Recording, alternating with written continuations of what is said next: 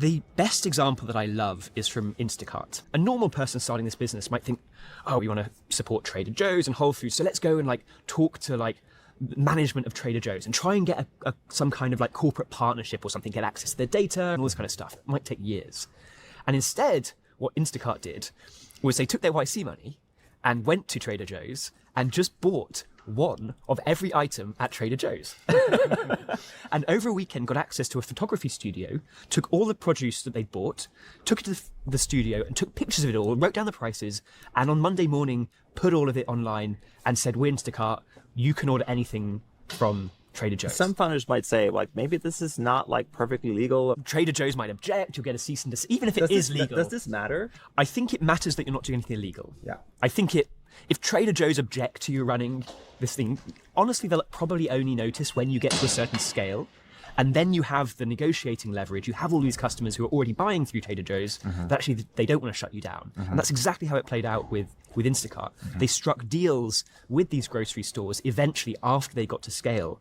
And they'd use this kind of hacky, janky solution to get to scale. All of these examples ended up succeeding.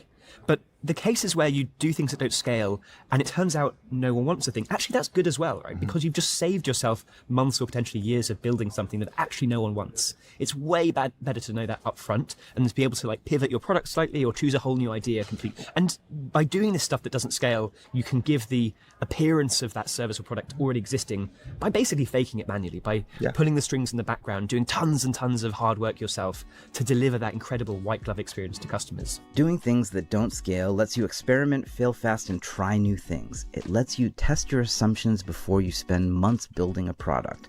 Next, Diana and Michael talk about DoorDash and how they built the first version of their product in one day and did a lot of clever manual work to find out whether people wanted what they were building. DoorDash as a product was built in one afternoon.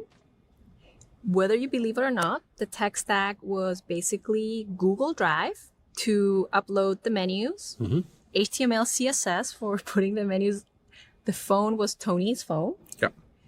And then Find My Friends to pretend to have real-time dispatch. And the orders were just taken on a Google form. Granted, the team was actually very technical. It was a team with Stanford engineers, Stanford MBAs. They totally could have done the fancy thing and built like a dynamic site with Google Mac, real-time tracking and everything. But the founders were very pragmatic. That was not the hardest thing to prove out.